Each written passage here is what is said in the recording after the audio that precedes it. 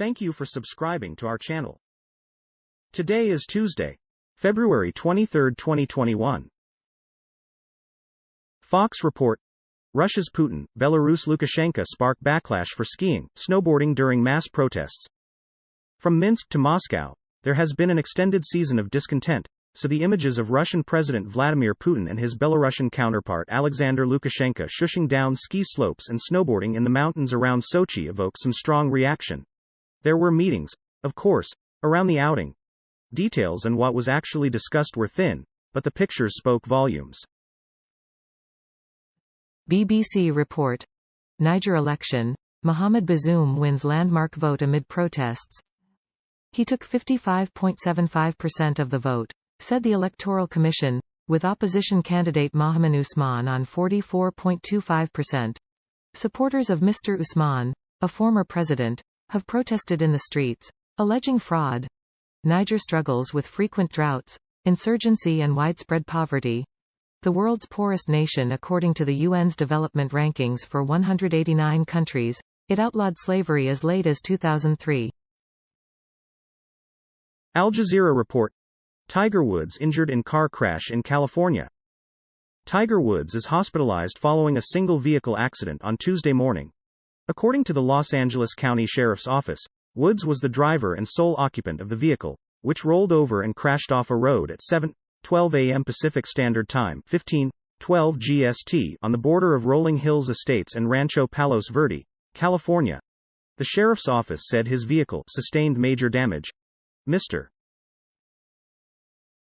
Fox report: Texas boy rescued from icy pond after being spotted by dog walker.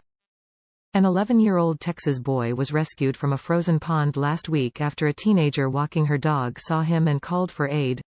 Caitlin Thomas, 18, was out walking her Labrador Retriever in Jefferson on Wednesday when she spotted the boy, who appeared to be trapped. In a Wednesday interview with KTAL, the high school senior said she had called out to the boy, but he did not respond. "He was just looking at me," Thomas said. BBC report: Buttergate, why are Canadians complaining about hard butter? These so-called Buttergate anecdotes have been spreading online, with many Canadians complaining that their butter does not soften at room temperature. Food experts have churned up palm fat in cow feed as a likely culprit. The dairy industry insists the claims are unfounded, but has created a working group to seek answers. Buttergate began with a question posed on Twitter by Canadian cookbook author Julie Van Rosendaal: have you noticed it's no longer soft at room temperature? Deutsche Welle report: Iran stops sharing nuclear site footage as uranium stockpile grows. Iran said on Tuesday it would stop handing over footage of nuclear sites to the UN's nuclear watchdog in response to a U.S. refusal so far to lift sanctions imposed by former President Donald Trump. Iran's move underlines the task facing U.S. President Joe Biden as he tries to reverse Trump's decision to withdraw from a historic 2015 deal. Iran says it will stop sharing surveillance footage of nuclear facilities with the International Atomic Energy Agency (IAEA). Deutsche Welle report: France, free period products for students. Health services on campus and French student hostels will install dispensers offering free tampons, menstrual pads and other items in coming weeks, Higher Education Minister Frédéric Vidal announced on Tuesday. And, after the Northern Hemisphere summer, environmentally friendly products will be more widely dispensed to overcome what campaigners call period poverty. 1 in 3 female students would benefit, she said, with 13% among 6,500 respondents in a recent survey saying they had had to choose between buying period protectives and other everyday items such as food in the past. Al Jazeera report: Guinea launches Ebola vaccination drive in country's south. Guinea has launched an Ebola vaccination campaign to halt the spread of the deadly disease which hit the country's south this month and has already caused several deaths. The vaccination drive got underway on Tuesday in Gouic, in the Niger prefecture where the first cases were detected on February 14, the World Health Organization (WHO) said, adding that the launch started with the vaccination of health workers. CNN report: HSBC is pushing even harder into China and India. HSBC is pushing even harder into Asia as the bank seeks to shore up its business in the wake of the coronavirus pandemic. It's also bringing back its dividend, a sign that it's optimistic about its ability to navigate the year ahead. The bank, which is still headquartered in London even though it makes most of its money in Asia, told investors on Tuesday that it is planning to step up its investments in the region by about $6 billion. CNN report. More child migrants are arriving alone in Spain's holiday islands than ever before. This is what happens to them.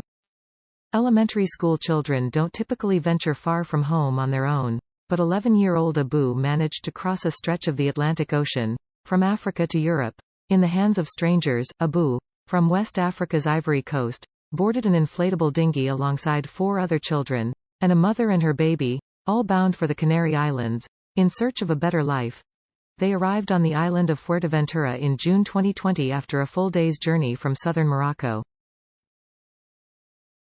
Deutsche Welle report. U.S. Capitol attack. Senators probe security and intelligence failures. 2 Senate committees were hearing evidence on Tuesday from the officials in charge of security when the U.S. Congress was attacked by supporters of Donald Trump. Some former security officials have blamed apparent intelligence shortcomings for the failure to anticipate the violence of the mob. The invaders, intent on interrupting a session to certify Joe Biden's presidential election victory, smashed through the barriers at the perimeter. Fox report. Malcolm X's family says officer made deathbed confession that NYPD, FBI conspired to assassinate activist. Members of Malcolm X's family have come forth saying that a police officer made a deathbed confession, allegedly admitting that the New York Police Department and the FBI conspired to assassinate the civil rights icon in 1965. The family released a letter penned by a former undercover NYPD officer, Raymond Wood, during a news conference on Saturday, where Wood said he had been pressured by NYPD supervisors to convince 2 members of Malcolm X's security detail to commit crimes that resulted in their arrest a day before Malcolm was scheduled to make a speech at New York's Audubon Ballroom. Al Jazeera report. French actor Gerard Depardieu charged with rape, old case revived. The Paris prosecutor's office said on Tuesday that French actor Gerard Depardieu was charged last December with rape and sexual assault after authorities revived a 2018 investigation that was initially dropped. The office told the Associated Press news agency that the French actor was not detained when he was handed the preliminary charges on December 16. The Paris prosecutor's office addressed the charges after the case was leaked to French media. CNN report.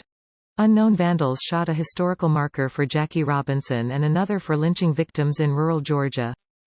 There are over 2,300 historical markers in Georgia, a few dozen of which belong to the state's Civil Rights Trail, devoted to events and locations that impacted the civil rights movement. 2 of those signs were found riddled with bullet holes, most recently a marker commemorating Jackie Robinson's birth. The vandals haven't been identified, but their acts are just the latest in a disturbing rise in vandalism targeting historical markers, particularly those that center on Black Americans, said the Georgia Historical Society, a nonprofit that erects historical markers across the state. CNN report. This 29-year-old cancer survivor is set to be the youngest American ever in space. Haley Arsenault, a 29-year-old cancer survivor and physician assistant at St. Jude Children's Hospital, got an out-of-the-blue question from her employer last month. Would she like to go to space? I remember laughing, Arsenault told CNN Business. And then, I just said, yes, like, put my name down. Arsenault will be one of 4 crew members on Inspiration 4, the first spaceflight to take a group composed entirely of civilians, not professional astronauts, on a multi-day journey to orbit the Earth. BBC report. Texas train carrying fuel in flames after crossing collision. Footage of the incident in the city of Cameron, in Milam County, showed thick black smoke streaming across the sky. Nearby homes had to be evacuated and at least 1 property was destroyed by fire, police said. The vehicle's driver and the people on board the train escaped unharmed and no injuries have been reported. Luckily, everybody seems to be okay, Milam County Sheriff Chris White said on Tuesday, telling reporters that there was no more threat at this point and that the focus was to put the fire out and clean the mess up. Thank you for watching 5 p.m. recap. To be notified, you can subscribe our channel and activate the bell.